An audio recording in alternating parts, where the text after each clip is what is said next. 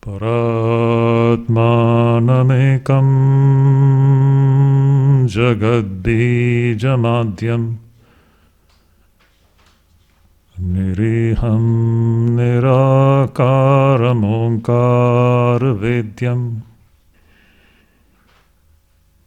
yato jayate palyate yena vishvam tamisham bhaje liyate yatra vishvam. Hari Om Tat Sat. Hari Om Tat Sat. Hari Om Tat Sat. Dear devotees, in the last class, we had completed the first 3 verses and we had taken up the first line of the 4th verse. So before we proceed, I'll just sum up for some new faces I'm seeing here what we had discussed in the last 3 sessions. Today is the 4th session. To start with, this chapter deals with the knowledge of the Supreme Reality, which is our own true self. First point. And when we attain the knowledge of our own true self, we attain the fruit of liberation, moksha phalam, bhagavad tattva jnanam and moksha phalam. Now, in order to attain this knowledge of our own true nature, first of all, we have to become detached from this mysterious thing called the world in which we find ourselves to be. So, the 15th chapter starts with a graphic description of this samsara in which we are existing. We are existing as we are, as human beings. There are animals, other species as well. The way we are existing, first we need to understand the reality behind this, the true nature of the samsara. Unless we know the true nature of the samsara, we are bound to be leading a life in ignorance which gives us only one fruit. That fruit is unending suffering and misery. And we live in the hope of being happy, becoming satisfied, becoming fulfilled, which, truly speaking, never happens in life.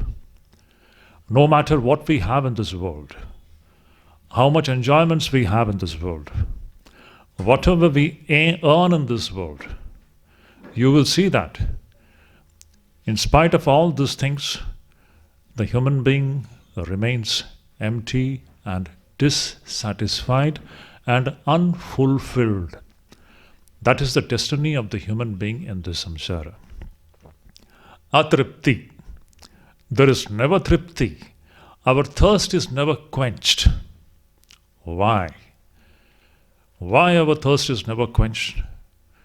The reason is that if we understand the true nature of this world, we will see that this world is just like a water scene in a mirage.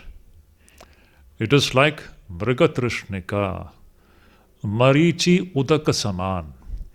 Just like the water in a mirage can never quench our thirst, similar is the objects here. Human beings, without understanding the true nature of this world, we keep on chasing these different objects, and that itself becomes the very purpose of the human existence. A man in ignorance, a man or a woman in ignorance, for him or her, the very purpose of human existence is what?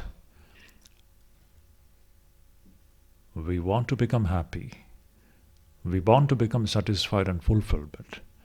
And for that, we keep on chasing these different objects with the hope that these objects will quench our thirst and it will make us happy. But such a thing, does it really happen or not? That is a question. It is better we find it out ourselves. We should come to our own convictions. That is a very big point in spiritual pursuit. We need not borrow the convictions of somebody else. We have to examine this world through the capacity which has been given to us by God. Utilize that capacity, and we have to come to our own conviction and conclusion about the true nature of this world. The scriptures are a great help in that direction. Krishna is, out of his immense compassion, he is opening our eyes and helping us understand what is the true nature of this samsara. So this chapter starts with this wonderful description, a graphic description of the samsara vriksha, the tree of this world, which has got its roots, the supreme root, in the unmanifested, in the invisible. From the unmanifested and the invisible, this manifestation and the visible world which we are experiencing, it proceeds. And it proceeds by evolution. From the subtlest, in varying degrees of grossness, finally we come to this gross universe which we are experiencing. Now this entire samsara vriksha, starting from the unmanifest. Now when I talk about unmanifest, it is in our own hearts. Remember, the starting point of everything is in our own heart. It is not outside somewhere. The root of this entire samsara vriksha is in our own hearts. It is not to be sought outside. It is inside, within our own self. So, starting from that unmanifest causal state, invisible state, coming to this gross world which we are seeing outside, this whole thing is what? One beautiful term has been used. It is ashvatham. Ashvatham means it is not shashvatam. It is not real. It appears to be real. Here everything is changing every moment. Everything is getting destroyed even when we are perceiving the world. Where is the thing that is existing? These are many questions that should come into our mind. It is a search into the truth. What are we really handling and what are we really perceiving? If we understand the real nature of this world which we are experiencing, the first outcome of that will be vairagya, detachment, non-attachment. So why Krishna is presenting this beautiful description of the samsara vriksha? So that we develop vairagya and detachment. This detachment, non-attachment to the supreme reality, this non-attachment for this world which we are experiencing, this is the first condition to understand what our true nature is. As long as we are completely drowned in this world, we shall never be able to understand what is our true nature and what is the supreme reality. So this is the competence, the eligibility which is expected of anyone who is in search of the supreme reality. Unless we have this competence, this eligibility, non-attachment to this visible universe which we are experiencing. So that is the first condition. So we have seen that third verse where it is stated, Na rupamasyeha tathopalabhyate nanto na chadir na cha sampratishtha ashvathamenam suvirudhamulam asanga shastrena tridhena chitva tata padam tat parimargitavyam. We came up to this point. Krishna is saying that this world which we are experiencing, do we have this kind of an understanding about this, the way Krishna is presenting it here? Do we have this understanding for a common man on the street? How does he look at this world, and what is his idea about the samsara, about himself? For him, everything is just real. Real, he never even doubts about the realism which he has got about this world. So all his life and his interactions with the world, his direction in which his life is going, everything is based upon his unquestioned sense of realism in what he is perceiving, and he is absolutely sure that this world is true, the way it is being perceived. That is why Krishna says, Na rupam asya iha tatha upalabhyate. No one comprehends, no one understands the world as it has been described here by Bhagavan Krishna. So unless we come to this kind of a view of this world, now it is not, again I always tell this point, Vedanta is very open. It is not imposing anything about anyone. You have to investigate it for yourself. But if you are a really seeker of truth, the truth will be revealed and we shall understand what is the true nature of this world. You will see that unmistakably everyone will have to come to this conclusion. This world is just like Brigadrishnika, just like a water seen in a mirage. It is a strange thing. The more you run after it, the more it recedes backward and backward.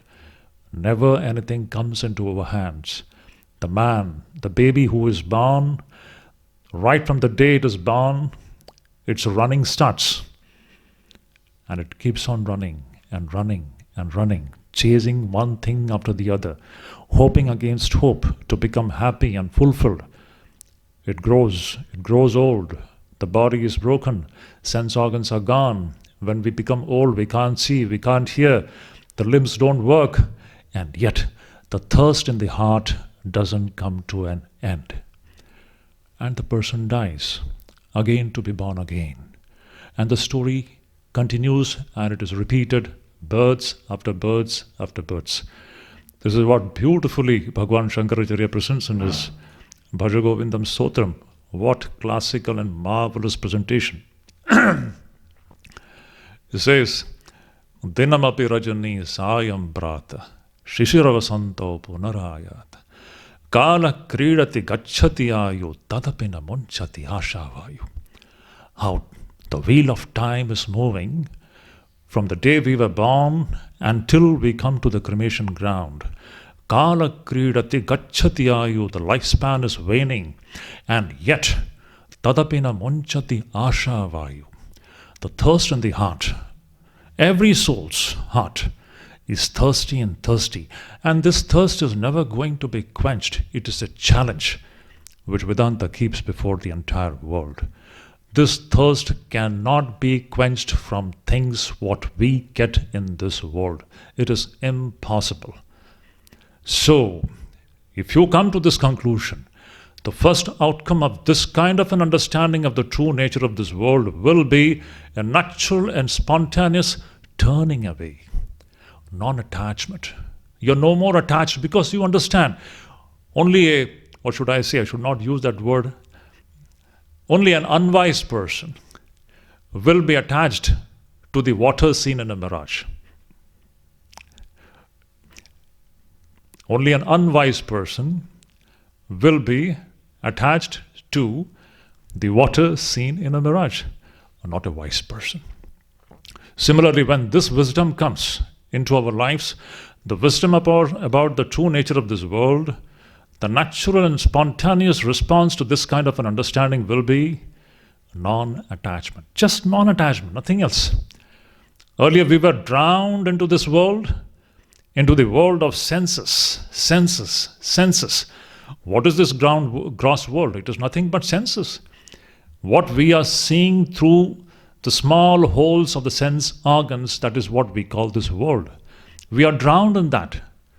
This is our predicament, and this is our bondage also. So the first outcome of this wisdom, of this knowledge of the true nature of this world will be nothing else. You will stop drowning yourself in the senses. It is kind of a non-attachment. You stop. You stop jumping into the waters of sensory world. You just remain on the banks. Just stand on the bank and don't jump into the waters of the sensory world.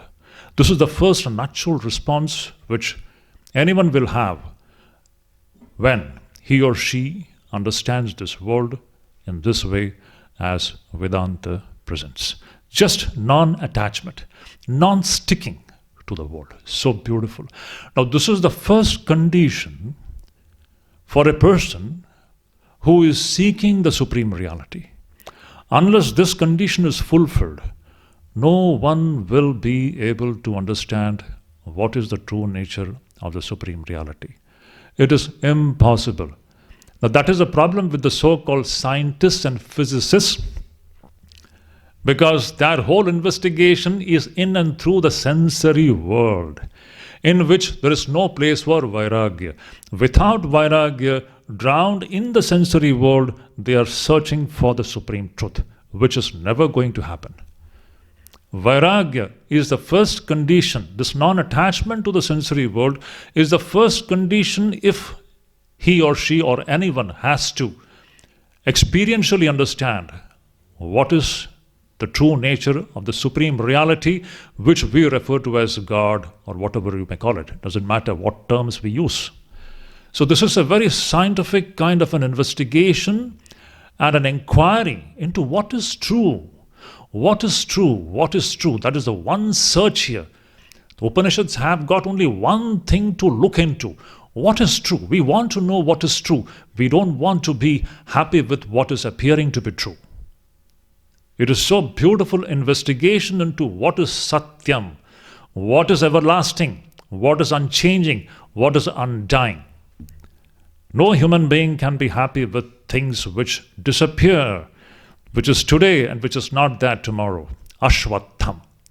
So in this way, beautifully, Bhagavan Shankaracharya says why Krishna is presenting the three verses. In the three verses he is presented the beautiful, a graphic painting of this samsara. For what? So that we can cut it asunder. And what is the weapon with which we have to cut this world asunder? That weapon is Asanga Shastram, the weapon of non-attachment. So beautiful. And this weapon of non-attachment has to be sharp. If it is blunt, it won't work. You can't cut a tree with a blunt knife. You want a weapon which is sharp. And not only, it can't be some small knife or anything. You have to have a big axe or a saw. And it has to be sharp. And how do you make this non-attachment stronger and sharper? Shankaracharya beautifully. Just see the practicality of it. How does our spirit of non-attachment become stronger in life? You see, we all have some amount of non-attachment. Otherwise, we would not be in this class at all. We all have some amount of detachment. That is why we are discussing the subject. Otherwise, you won't be in this class. But perhaps that non-attachment is not strong enough to completely uproot the tree. So how do we make the spirit of non-attachment stronger? The ways Viveka, the constant practice of Viveka, discrimination between what is changing and what is unchanging, and then fixing the mind on the unchanging. This is the meaning of Viveka. When we constantly practice this, you see, our spirit of non-attachment becomes stronger and stronger. And it is with this wonderful weapon of Asanga Shastra. See, the word is so beautiful. Shastra, a weapon. With this Asanga Shastra, Chitva. Chitva means cut this tree of samsara. So beautiful. See, when you are non-attached, you have stopped diving into the waters of sensory world. Is it not? This is how you cut your connection with the samsara from its roots itself. You can't, if you just cut the tree from the trunk, the tree will further come, it will come out. You have to uproot it. Shankaracharya says, Udhritya. Chitva means Udhritya. Udhritya means pluck it from the roots itself. Don't leave the roots alive. Go to the depths of your being, go to that moolam of the samsara, and from there pluck this samsara from the root itself, knowing it to be ashwatham. This is the best thing to happen in human life. Usually when we talk about vairagya and tyaga, people get scared. We don't understand. This is the best and the greatest event to happen in any human being's life when he or she develops non-attachment to this ashwatha samsara. Then only our search for the truth can be instituted or started. So beautiful. So we have come to that point where Shankaracharya and Bhagavan Krishna is saying, what? It says, Ashwathamenam suvirudha moolam. This Ashwatha Vriksha, which has got its moolam suvirudha. Suvirudha means extremely strongly entrenched in the earth. What we have to do? Asanga shastrena tridhena chitva. Cut it asunder or pull it out from the root itself, and then what? Tata tat padam parimargitavyam. So beautiful. It is only when we become non-attached to this Ashwatha samsara, then you institute your search for the supreme reality. Tata tat padam parimargitavyam. Parimargitavyam means anveshitavyam. Anveshitavyam means anveshana. Anveshana means inquire, search, seek. Then start seeking the supreme reality. See the beauty of that. So wonderful. As long as we are drowned in the world, in and through the holes of our sensory system, through the cord of attachment, we are completely drowned in this samsara. As long as this is continuing, the process or the journey towards understanding our true nature can never happen. We shall never understand what this entity called God is, or what is the nature of the supreme reality. This will never be known. So the first condition towards understanding the nature of the supreme reality is what? Developing this capacity to be non-attached. That means not drowning yourself anymore into the world of the senses and standing on the bank. Just standing on the bank and witnessing the whole game, but not drowning yourself into that. It is only this person who has learned and trained himself to stand on the bank of this so-called samsara vriksha. Now he is ready to turn his attention towards that which is inside. Such a beautiful thing. Tata means thereafter. Once having developed this non-attachment, thereafter, tat padam parimargitavyam. You have to start the search for this tat padam. Tat padam means that supreme state, the reality, the shashvatam, that which is unchanging, undying, immortal, sat chit anandam, which is our true nature. The search for that has to be started from this point onwards. Now here also comes a very important point. It is at such juncture, this juncture, the Guru's role comes into the play. Before this, actually speaking, Guru has got nothing to do. As long as we are drowned in this sensory world, Guru cannot do anything. It is only when we have developed some amount of non-attachment for the sensory world, and then we are now looking for the reality. Where is this reality and what is the true nature of this reality?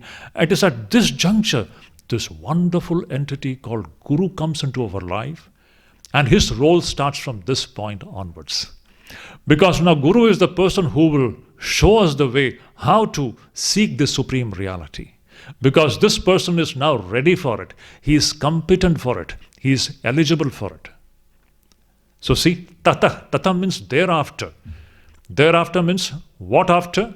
After having developed non-attachment and detachment. Thereafter, this person starts to seek the supreme reality which is inside. And here comes the play, the role of so-called Guru. So tatapadam tat parimargitavyam. It is from this point onwards we begin our search for the truth. Yasmin gata na nivartanti bhuyah. Having reached which there is no more coming back into this world. Anyone who attains that supreme reality, that reality which is beyond this Ashvatha samsara, that supreme reality which is beyond, transcendent to this Ashvatha vriksha, this tree of this world, which is Ashashvatam. So that anyone who attains that supreme reality, for that person, there is no more coming back into this world. So it says, Yasmin gata na nivartanti bhuya. Now, this person who is standing at this juncture, who has developed this so-called non-attachment for this drishya jagat, a detachment for this so-called transitory world. He has understood the true nature of this world, and he has no more. He is wise man now. He understands. Here everything is fleeting. What am I clinging to? There is nothing to cling to here. So we have to handle this entire play in a very intelligent manner. That is a wise man's way of living. So that is a different thing. We'll come to that point later in this discussion. For this person now who is ready to start his inquiry into the true nature, the next question is, how is he going to seek the knowledge of the supreme reality? What is the way? Beautifully, Krishna says, Tameva chadyam purusham prapadye yata pravrittir prasrita purani. What does it mean? How to seek the supreme reality? How to seek God? It says, Tam eva cha adyam purusham prapadye. Beautiful term. See how practical. This is what exactly spiritual aspirants have to do. Once having become detached from this so-called world, now we are searching for God or that supreme reality. But how are you going to seek that supreme reality? The way is, Tameva cha adyam purusham prapadye. Prapadye means what? Taking refuge. Taking refuge at the feet of this Adi Purusha. Adi Purusha, the primeval person or God, what it refers to is that supreme reality, which is actually speaking nothing but Brahman, Atman, Sat, Chit, Anandam. Taking refuge in that and that alone. Tam eva. Eva means that alone. Now look at every spiritual aspirant's life. You will see all those great masters. The best example comes to our mind is Sri Ramakrishna himself. Look at his one-pointedness as far as the supreme reality is concerned. Tam eva. Having turned away from this transitory, temporary world, now Sri Ramakrishna's whole attention is on what? He has taken refuge in that and that alone. Tam eva cha adi purusham prapadye. Taking refuge. That is the way. That is how we seek the supreme reality. Now, what do you mean by taking refuge? It's an important point. Every one of us understands this act of taking a refuge or going, this Sharanagati word is there. Tat Sharanataya, Shankaracharya says, Tat Sharanataya. Tameva Adyam Purusham Prapadye means completely surrendering to that and that alone. Taking refuge in that and that alone. But what do you mean by completely surrendering to the supreme reality? In this act of surrendering lies the secret of the attainment of the supreme knowledge. In this act of refuge, taking refuge in the supreme reality, lies the secret of the attainment of the knowledge of the supreme reality or knowledge of our own true self. So what do we mean by taking refuge in the supreme reality? Or what do we mean by completely surrendering, Sharanagati, to the supreme reality? See, Krishna says the way to attain that supreme reality is by Sharanagati, taking refuge. So beautiful. Here bhakti comes, actually speaking. Here a great element of bhakti comes here. Completely taking refuge in that supreme reality. By becoming completely surrendered to it and it alone. Again, that alone word is very important. This world is gone. He is no more interested in this water seen in the mirage. Would a wise person be interested in water in the mirage? Would any intelligent, wise person have any interest or attraction towards the water which we see in the mirage? He will not have that thing. So the only thing that then remains where he can seek refuge is that supreme reality. So tameva chadyam purusham prapatye. Now what is the meaning of taking refuge? The Sharanagati. Beautifully. It means what? It means completely striving to dissolve our so-called this limited individuality into that limitless entity. This is the meaning of taking refuge or surrendering oneself in that supreme reality. And once again I repeat, this is the struggle of the so-called jiva, this individual human being, the man, the woman. The struggle is to completely dissolve, again I use the word dissolve this limited individuality into that limitless entity called Brahman or God. God is limitless.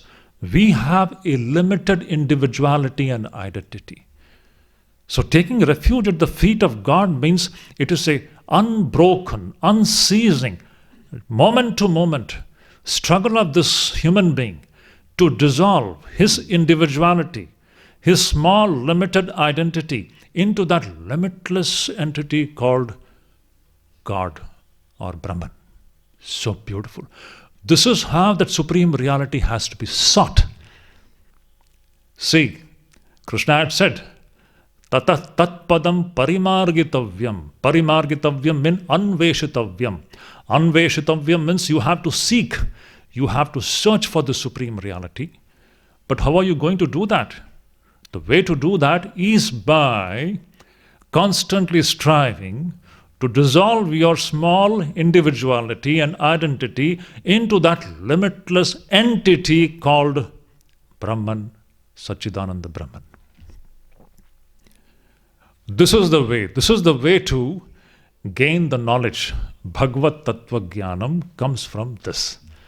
Now see, it's a perfect blend of bhakti and jnana. So beautiful. You can take the help of a personal God's form, perfectly fine. And those who don't want a God's particular form, doesn't matter. No matter in which way you visualize that entity, but the essential part of the human being's struggle to know the supreme reality is one and one alone. It is the dissolution of the small individuality into that limitless entity called God or the supreme reality. That is the whole crux of the spiritual struggle. People always make a big issue of, should I worship God in this form or formless? These are all secondary things. The essential thing is the struggle to dissolve this small identity, the small individuality, into the limitless entity called the supreme reality. To give it an example in Thakur's own words, a salt doll. If you take a salt doll, you put it into the ocean, what will happen? The salt doll, a doll which is made up of salt, it will slowly begin to melt into that ocean. That salt doll has got an apparent, separate, individual identity. It has got so-called an apparent, separate, individual identity and individuality. It thinks it is real. But if it is thrown into the ocean, what is going to happen? It will slowly begin to dissolve. That small individual identity begins to get dissolved into the infinite, limitless entity called ocean. This act of dissolving one's limited individuality, limited identity, in that supreme reality which is limitless, this struggle is what is known as Sharanagati.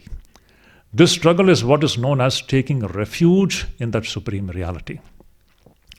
So Krishna says, the way to realize the supreme reality, the true nature of the supreme reality, is through taking refuge in it. So beautiful. Tameva chadyam purusham prapadye. Prapadye means taking refuge. Refuge in whom? In that Adi Purusha, that limitless entity. You look upon that limitless entity in a certain form. You don't want to look at that limitless entity without any form. Doesn't matter. It is one and the same thing. It is all a matter of convenience. But the crux of the whole struggle is to dissolve our so-called this limited individuality.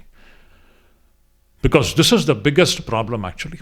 Does it have an eternal existence the way we understand? We never for a moment think that this is already dissolving. We are not understanding this. We think that this is unchangingly existing. We think that 20 years back also I was so and so, and today also I am so and so. 20 years hence also I will so and so. No, it is already dissolving. And when we consciously when we dissolve this entity into that supreme reality, that is what is the spiritual practice of Sharanagati. It is in and through this act of Sharanagati and taking refuge in that supreme reality, which means dissolving our limited individuality into that. It is in and through this act one gains the knowledge of that supreme reality. So beautiful. It is at this point that bhakti and jnana, they come and blend together. So beautiful. So beautiful. There is no conflict between this and that. You worship form, you worship the formless. Doesn't matter at all. The struggle is to dissolve this limited individuality into that limitless entity, no matter what you call, what you name that limitless entity. You call it God, call it Brahman, Atman, doesn't matter. So see, that is why Krishna says, this is Shastram. The whole secret, Guhyatamam Shastram, Idamuktam Mayanaka. In the 15th chapter, I am going to tell the supreme secret which is not known to anyone and how to do that. In and through which, Etad Buddhva Buddhiman Syat, you will become a wise person, you will become enlightened, you will become free. So beautiful. So Tameva Chadyam Purusham Prapadye Yata Pravritti Prasrita Purani. So what is that Adyam Purusha? Adi Purusha is that Purusha. It refers to Brahman, from where Yata Pravritti Prasrita. From where this pravritti means this manifestation, prasrita, ensues. From where this manifestation starts. Everything starts from there. From Brahman, the strange manifestation proceeds. And Shankaracharya so beautifully qualifies that statement. How does it proceed? How does it prasrita? How does it proceed? Just like the magic show of a magician. It is not real. Just like water seen in a mirage. Strange thing it is. From where does this phenomenon called mirage proceed? From the desert. Is it not? Where are we seeing that phenomenon called mirage or water in a desert? It is emerging from the desert. It is existing in the desert and it gets dissolved in the desert. Desert alone is true. But the water seen in the desert, in the mirage, it appears to be true. So what is that kind of a manifestation? It is a strange kind of a manifestation, which is just like the jugglery of a magician, Shankaracharya says, which is not true by itself. So beautiful. So this Adi Purusha, the supreme reality, is that entity from where this magic-like creation proceeds. Now this is the complete understanding of our situation. Now it is left to us. The choice is ours. When we understand the transitory nature of this so-called this world, our attention is bound to shift from this to that, from the water seen in a mirage to the desert. We know that this is just appearing. What is actually existing is desert and desert alone. Similarly here, when we are experiencing this world, even now, what is actually existing is God and God alone. We are not understanding this point. This is the knowledge. Now we shall come to that point. So Yata Pravritti Prasruta Purani. Now comes a very beautiful point. Every verse is packed with meaning in this 15th chapter. Amazing chapter it is. In the next verse, Krishna says now, what kind of persons reach this supreme attainment? Who will have the supreme attainment? If a person has turned away from the so-called mirage like this world, he has become non-attached to it, knowing the true nature. It is not a forced kind of, nobody is forcing anything on anyone. It is a kind, if you begin to investigate, you will find there is nothing existing like a world. It is just like a water and a mirage. When you have this understanding, and when you have developed a little bit of non-attachment and detachment to it, now there are certain other virtues which we have to have, without which we shall not succeed in attaining the knowledge of the supreme reality. That won't happen. What are those wonderful virtues? Beautiful. Every point is, this is what is spiritual practice. Krishna says, what is that? Nirmana moha jita sanga dosha adhyatma nitya vinivritta kamaha dvandvair vimukta sukha dukkha sanyai gacchantya modha padam avyayam tat. So beautiful. What does it mean? Every word is immortal. These are the virtues which we have to then consciously cultivate if we have to proceed in the direction of knowing our own true self. The first point is Nirmana Nirmoha. Nirmana Moha. Nirmana and Nirmoha means becoming devoid of mana. Mana means pride, ahankara. Nirmana means nirahankara. See, these are the virtues. Ahankara means what? You are further strengthening your so-called this false limited individuality and identity. The more the person is egoistic and arrogant, he is going in the opposite direction. So spiritual life essentially is the struggle to melt this so-called, not further strengthen this individuality, but just like the salt doll, it is a struggle to melt our limited individuality and identity into that limitless entity called God. So the first thing required is nirmana, nirahankarata. And then nirmoha. Nirmoha means being devoid of non-discrimination. Shankaracharya says here, moha means what? Aviveka. Absence of viveka. Non-discrimination. Absence of non-discrimination means the presence of discrimination. So nirmana and nirmoha. Absence of pride and absence of non-discrimination. These two things should be there. So nirmana, nirmoha. And then what? Jita sanga dosha. Sanga dosh. Now this is the disease with which we are suffering. Sanga dosh. Sanga dosh means what? We have immense attachment, and attachment means you will also have aversion. They are like brothers and sisters. If one is there, the other will also. They are like twins actually. Having attachments, we will have immense. The more you have attachment, the more you will have also aversion. They go hand in hand. They coexist. So attachment means it goes in hand with aversion. So raga and dvesha. This is the dosha with which we are suffering. So we have to be freed from this disease of attachment as well as aversion. Because when we are attached, we are actually further endorsing that this world is real. When we are attached, we are further endorsing that this world is real. And it is equally true when we have got aversion for something. Aversion and hatred and enmity for somebody. When we have enmity and hatred and aversion for somebody, equally we are endorsing that this world is true. It is just like having attachment for the water seen in a mirage, as well as hatred. For some reason you have a hatred for the water seen in a mirage.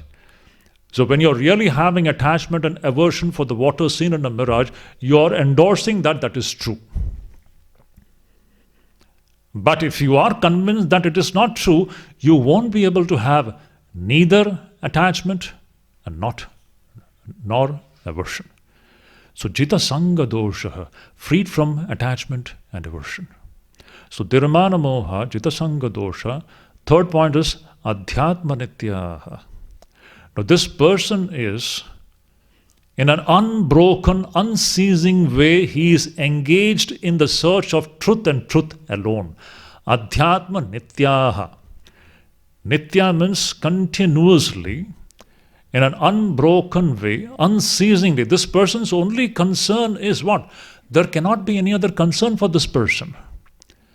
If you have understood that this is just a water scene and a mirage which is just appearing, desert alone is existing, now what will be that person's only concern? That person's only concern will be desert and desert alone. Even though the water may be appearing on the desert, he knows that it doesn't exist. What is existing is desert and desert alone. Similarly, when you understand that this world is of this kind, it is just like a water scene in a mirage. It is just like Marichi Udaka when you are sure about it. It is just like a dream when you are sure about it.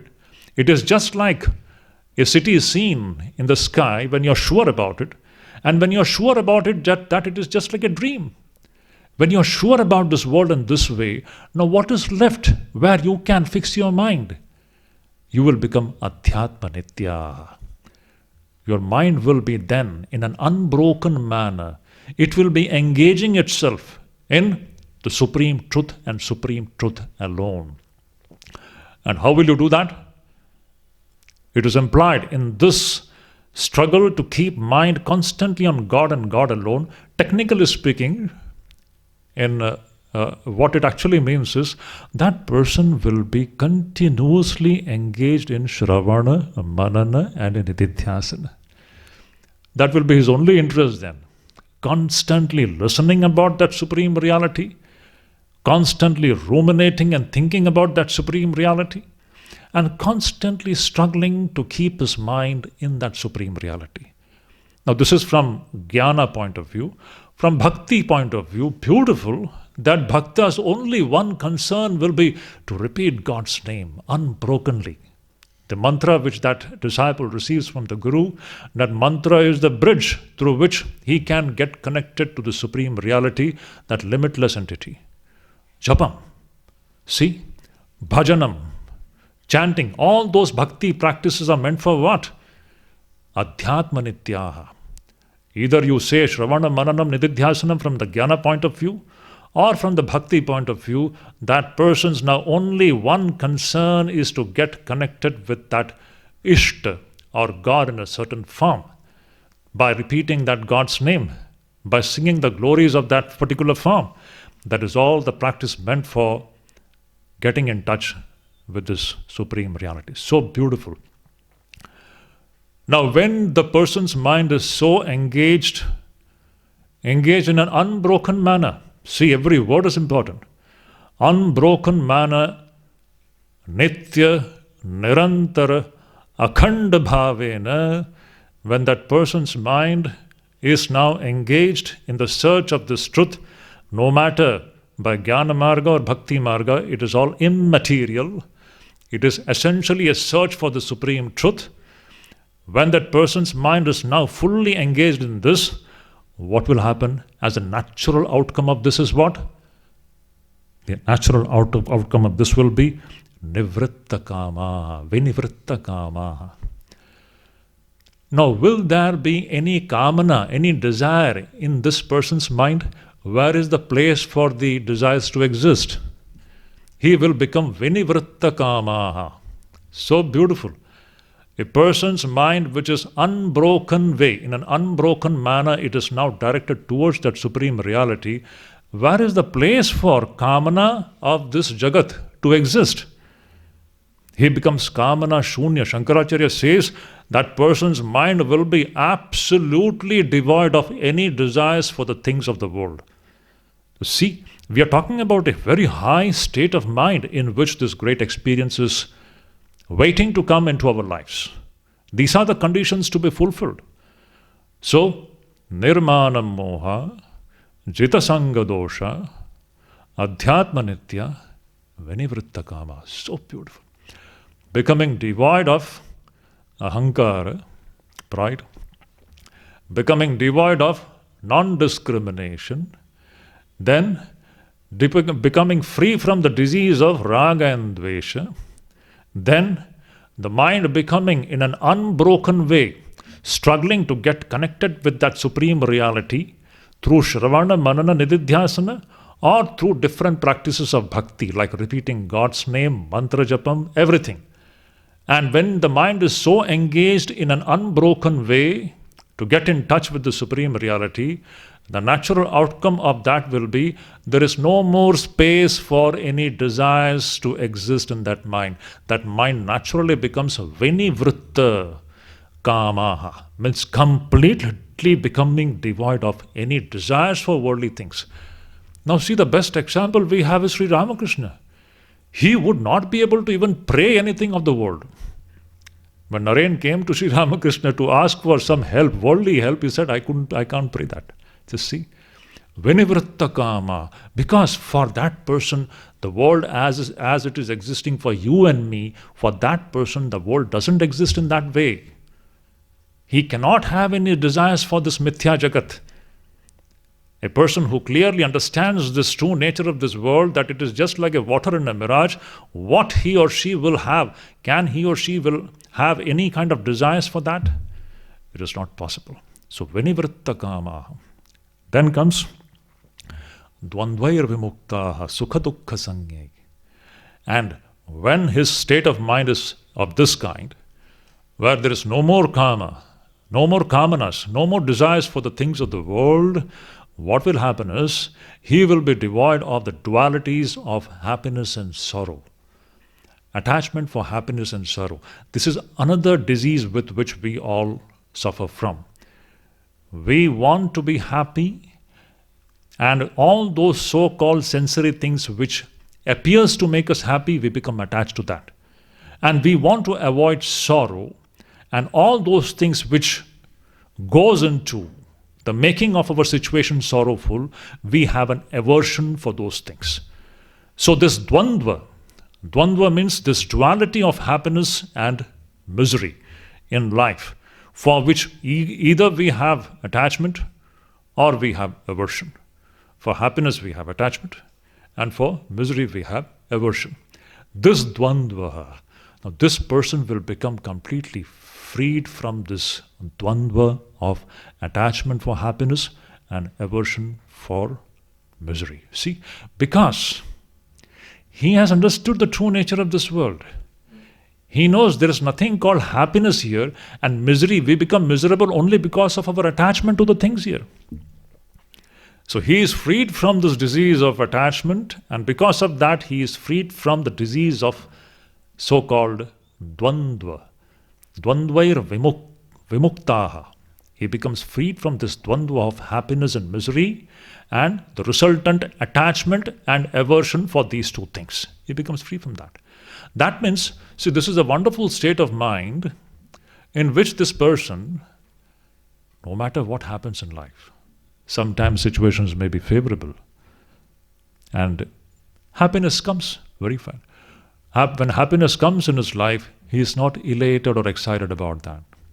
Similarly, miseries do come. In fact, the quantum of miseries is more in our life. We don't understand this. Miseries will come. But this person, you cannot make this person depressed. You can't make him sad. Because he is freed from this attachment for happiness and misery and the causes which cause the happiness and misery. As he is freed from that, you see, nothing can make him excited, nor anything can make him depressed. He is freed from disease. He is perfectly balanced. It is in this balanced state of the mind that supreme reality can be known. As long as we are tossed up and down by so-called the experiences of happiness and misery, our mind is unfit to experience the supreme reality. So beautiful. So dvandvair vimukta sukha dukkha sanya. See, these are all wonderful states of the mind which is expected for a person who is a seeker of truth. So dvandvair vimukta sukha dukkha sanya gacchantya modha padamavyayam tat. This person gachanti means he attains. Gachanti means here Shankaracharya says prapnoti. He attains that supreme state. He understands the true nature of the Supreme Reality. Bhagavat Tattva Jnanam or Bhagavat Prapti, Ishwar Labh, Bhagavan Labh, all these terms which we come across in Kathamrit, how is it going to come about? Through these wonderful practices. Gachanti amudhaha. Bhagavan Krishna says, this person is amudha. Amudha means he is a wise person. This wise person attains that Supreme Reality. Gachanti amudha padam avyayam tat. One more verse. Can we continue for another 5 minutes? Just 5 more minutes. It's 7:30. This also will take. Now this supreme state, which this person will attain by the cultivation of these wonderful qualities. Now what is the nature of that supreme state? See, here in this chapter, everything is touched upon. That is why it is referred to as Shastra, a complete Shastra by itself. All the secrets of the spiritual realm is kept before us, threadbare by Bhagavan Krishna. So what is the supreme state that we are referring to? So beautiful. Krishna says, Na tad bhasayate suryo, na shashanko, na pavaka, yad gatva na nivartante, tad dhama paramam mama. So beautiful. What does it mean? Simple meaning. It means that supreme state which we are talking about, that true knowledge of that true entity, Bhagavat Tattva Jnanam, knowledge of the true nature of the Supreme Reality. What is that Supreme Reality? Na tad bhasayate suryo. The sun which we are seeing here, which is such a huge source of illumination in this world. The sunlight illumines everything here. But this sunlight has got no capacity to illumine that reality. Very important point. See, if you just go by the first verse, Urdhva Moolam Adhashakam. The Moolam, the root of the samsara which we are experiencing, where is it? It is in the unmanifest. It is in the causal state. It is in the invisible. Is it not? It is from that unmanifest, invisible state.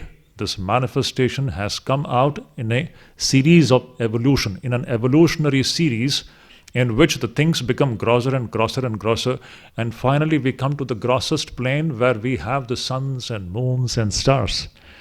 So what we are seeing here, it is at the grossest plane. The suns and moons and stars and galaxies and everything, which is so mesmerizing in itself. According to our rishis, this is just like a drop. What is existing behind this? The subtler planes are not known to us. The extent of that is absolutely unknown to the common man. Now this so-called sun and the moon and the fire which we are talking about, which are all the different sources of illumination, this light itself. Now does this light exist there in the causal state? The sun is not existing in that causal state from where this so-called magic show-like manifestation proceeds. From where this magic show-like manifestation proceeds, there the sun doesn't exist. So, nat tad bhasayate suryo. This is existing in the grossest plane. And the reality is beyond this samsara. This is inside the samsara.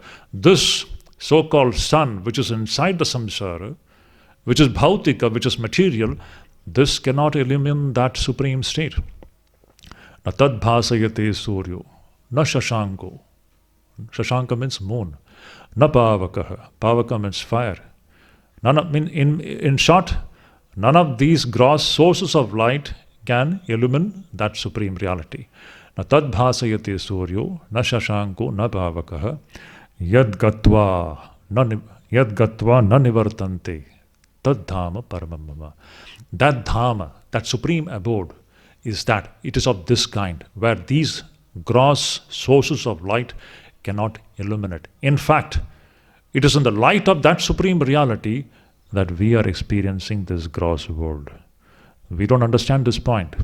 We are seeing the suns and moons and galaxies and everything actually speaking in the light of that consciousness, which we shall come in course of this discussion. So that is the true nature of this supreme reality. To just sum up in today's discussion what we have discussed, Krishna says, after having developed non-attachment for the samsara vriksha, from that point onwards starts the seeking of the knowledge of the true nature of the supreme reality. From that point, the seeking starts. As long as we are drowned in this world of the senses, the seeking doesn't even start.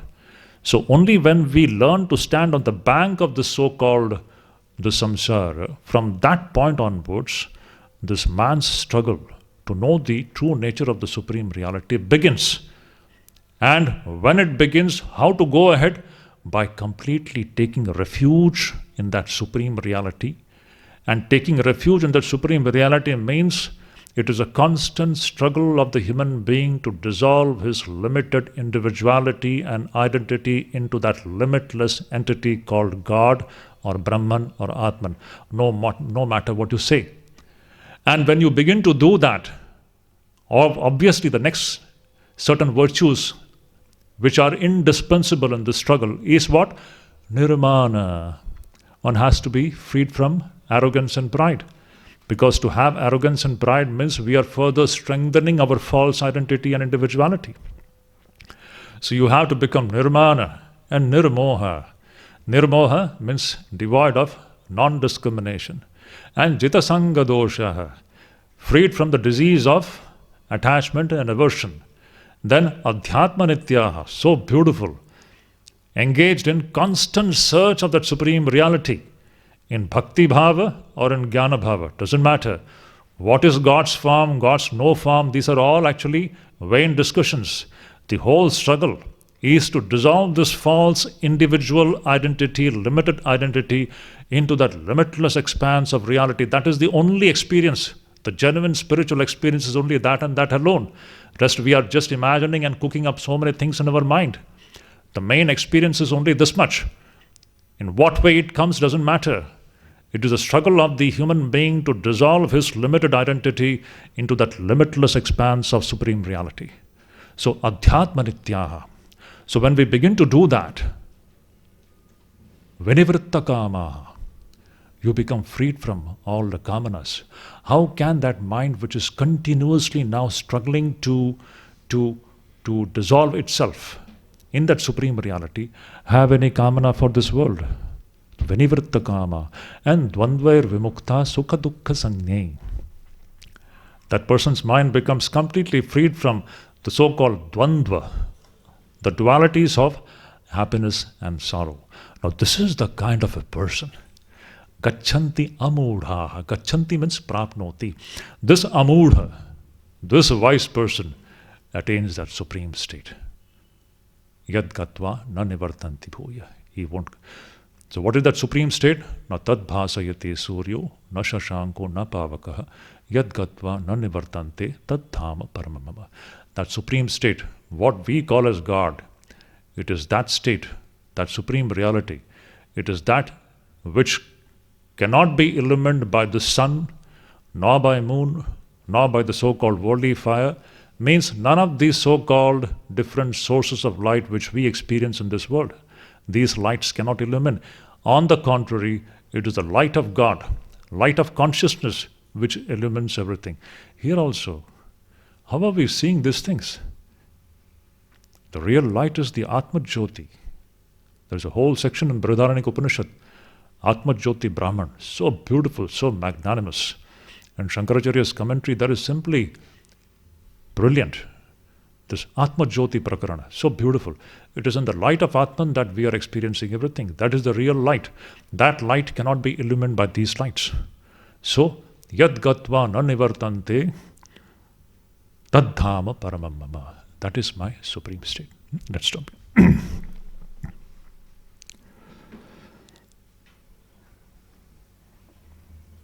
Om Shanti Shanti Shanti Hari Om Tat Sat.